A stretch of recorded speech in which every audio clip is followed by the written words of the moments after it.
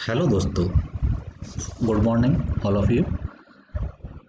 सोचता हूँ कि आप सब लॉकडाउन में अपने घरों में होंगे और मार्केट खुल गया है तो थोड़ा बहुत एक्टिविटीज़ कर रहे होंगे और सेफ्टी मेजर अपना थोड़ा ध्यान रखें।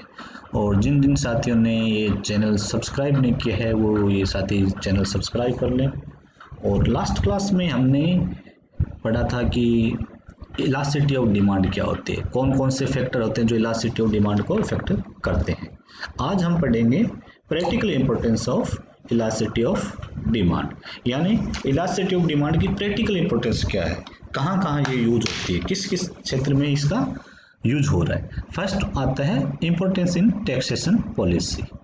देखो, मैंने बताया था हमें कौन सी इलास्टिक और इन इलास्टिक गुड्स, जो नेसेसरी गुड्स होती है वो मोस्टली किस में आती है, इन इलास्टिक इन नेचर में आती है, और जो लग्जरी गुड्स होती है वो मोस्टली किस में आती है, इलास्टिक इन नेचर में आती है। जो गुड्स बहुत कम यूज होती है, बहुत ज़्यादा यूज होती है, वो क्या है, नेसेसरी गुड्स होती है। जैसे बहुत वो क्या है, इन इलास्टिक नेचर, जैसे नमक और माचिस, ये क्या है, इन इलास्टिक नेचर।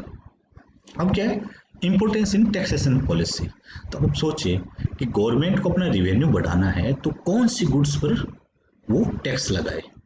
ठीक है, यदि रिवेन्यू बढ़ाना है तो गवर्नमेंट को इन इलास्टिक गुड्स पर टैक्स लगाना चाहिए। क्यों लगाना चाहिए? यदि इन इलास्टिक गुड्स की डिमांड प्राइस कितना भी चेंजिंग आ जाए तो इन इलास्टिक गुड्स की डिमांड क्या है, क्वांटिटी डिमांडेड में चेंज नहीं आता है। इसलिए इन इलास्टिक गुड्स पर टैक्स लगाने पर, उसका प्राइस बढ़ने पर भी क्वांटिटी डिमांड लोग उतना ही परचेज करेंगे और उससे गवर्नमेंट का रिवेन्यू बढ़ेगा। इसके अपोज यदि आप इलास्टिक गुड्स के लिए ऊपर टैक्स लगा दिया जाएगा तो लोग क्या करेंगे, प्राइस बढ़ने पर इलास्टिक क्वांटिटी डिमांडेड क्या है, डिक्रीज हो जाएगी।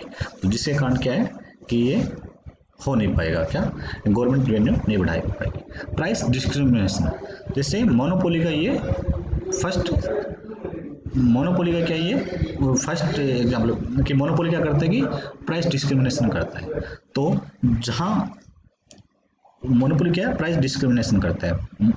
और मोनोपोली में क्या होता है कि ओनली वन सेलर होता है, वन सेलर होता है तो वो क्या कर सकता है, आइदर प्राइस सेट कर दे या क्वांटिटी सप्लाइड का उसका एक कोटा सेट कर दे, इन दोनों में से वो एक काम करता है। तो ही विल, ये क्या करता है कि हायर प्राइस कहाँ, जहाँ इसकी गुड्स इन इलास्टिक है वहाँ तो क्या करता है, प्राइस हाई रखता है, और जहाँ इसकी गुड्स क्या है, इन इलास्टिक है, वहाँ इसका प्राइस वो क्या करता है, लो रखता है। जिसके कारण क्या है, वो मार्केट में कंपटीशन खत्म कर दे और एक मोनोपोली क्रिएट कर दे। जैसे चाइना का होता है, चाइना क्या करता है, अपने वहाँ पर उसका प्राइस हाई होगा लेकिन दूसरे देशों में क्या है, प्राइस कम होता है। तो ये एक प्राइस डिस्क्रिमिनेशन में बड़ा एग्जाम्पल है। Importance of to business. अब देखो, when the demand of a good is elastic, अब बिजनेस में यदि गुड्स की डिमांड इलास्टिक है तो वो क्या कर सकता है कि प्राइस को कम करके उस गुड्स की क्वांटिटी ज़्यादा सेल कर सकता है। लेकिन यदि इन इलास्टिक है तो वो चार्ज हाई प्राइस कर सकता है, सेम अपने टैक्सेशन पॉलिसी जैसा। हेल्प्स इन ट्रेड यूनियन, इसमें क्या है, ट्रेड यूनियन जो करती है, क्योंकि जो लेबर है, wage of the labour in industry where the demand for product is relative inelastic, on other hand if demand for product is inelastic the trade union cannot press for higher wages। देखो, यदि labour की demand in elastic की nature होगी तो trade union वाला क्या है, एकजुट होकर अपने जो मालिक है, उस जो बिजनेस यूनिट का जो ऑर्गेनाइजर एंटरप्रेन्योर है उस पर दबाव डाल सकते हैं कि हमारा प्राइस बढ़ाओ, हमारा वेज रेट बढ़ाओ।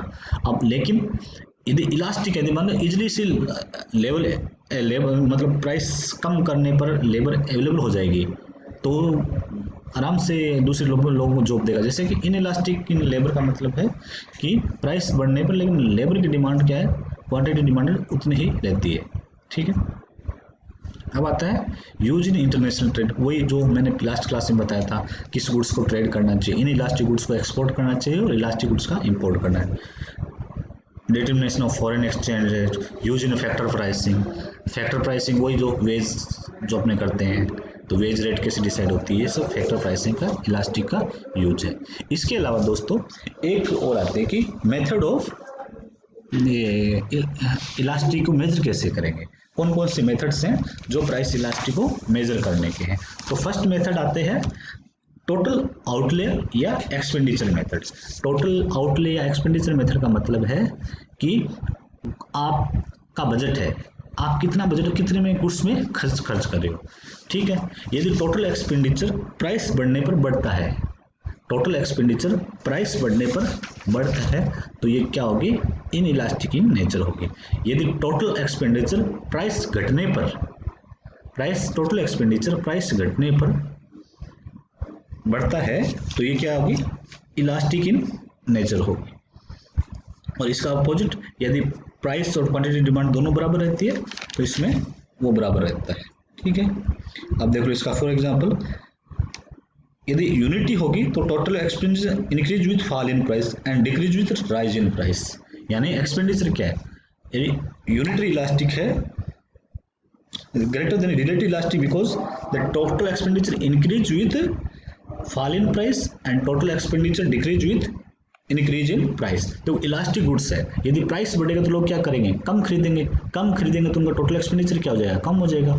और प्राइस घट गया है तो टोटल एक्सपेंडिचर क्या है, उसमें लोग ज़्यादा खरीदेंगे, बढ़ जाएगा, तो टोटल एक्सपेंडिचर बढ़ जाएगा। और इन इलास्टिक गुड्स है तो टोटल प्राइस बढ़ गया, लोग उतने ही खरीदेंगे, तो टोटल एक्सपेंडिचर क्या हो जाएगा, बढ़ जाएगा। और टोटल एक्सपेंडिचर प्राइस घट गया, टोटल एक्सपेंडिचर क्या हो जाएगा, घट जाएगा, तो लोग उतनी क्वांटिटी खरीदेंगे लेकिन प्राइस कम हो गया, इसलिए टोटल एक्सपेंडिचर ये हो जाएगा। लेकिन इलास्टिक गुड्स में अपोजिट होता है, प्राइस इंक्रीज होने पर टोटल एक्सपेंडिचर क्या होता है, डिक्रीज होता है, decrease with rise in price and increase with fall in price. आगे बात समझ। और यूनिटरी इलास्टिक में क्या होगा, सेम होगा। सेकंड पार्ट आता है point elasticity of demand. Point elasticity of demand में क्या है, आप एक फॉर्मूला याद रखना है कि लोअर पार्ट ऑफ, देखो जैसे भी कोई मैं यहाँ दिखा नहीं सकता, मेरे पास कुछ ऑप्शन नहीं है, तो मैं दिखा देता कि टोटल एक्सपेंडिचर मेथड में क्या होता है कि पॉइंट इलास्टिसिटी मेथड हो गई। तो पॉइंट इलास्टिसिटी मेथड में क्या हो जाएगा कि अपने एक डिमांड कर्व ले लेते हैं, उसका फॉर्मूला क्या है, डिमांड कर्व है, उसका lower part of demand curve और upon upper part of demand curve, जो डिमांड कर्व का जो होगा वो उसके पॉइंट इलास्टिसिटी का फॉर्मूला निकल जाता है। नेक्स्ट आता है आर्क इलास्टिसिटी। आर्क इलास्टिसिटी क्या है, एक प्रकार का एक मेथड है जिसके अंदर क्या एवरेज लेते हैं, अपने क्या रखते हैं, एवरेज लेते हैं। तो एवरेज लेते हैं, यानी जैसे यहाँ पर ये फॉर्मूला है, तो यहाँ क्या कर देंगे, Q2 minus Q1 upon Q2 plus Q1 upon 2 upon P2 minus P1 upon P1 plus P2 upon 2, ये फॉर्मूला है, इससे हमने निकालनी है। और मोस्टली दोस्तों याद रखना है कि हमें यही फॉर्मूला कोई भी न्यूमेरिकल एग्जाम्पल सोल्व करने के लिए करना है। तो जैसे मैं ये बता रहा था आपको कि आर्क इलास्टिसिटी, जैसे ये लाइन है, यदि ये दोनों ये टच करती है, ये मान लो ये टच कर रही है दोनों तरफ से, तो इसका जो लोअर पार्ट है, मान लो कि यहाँ से ले लो, इसका पॉइंट मिड पॉइंट ले लिया, यहाँ पर इलास्टिसिटी क्या होगी, 1 होगी। इसका lower part upon upper part, ये एक मेथड है इसमें प्राइस इलास्टिसिटी मेजर करने की।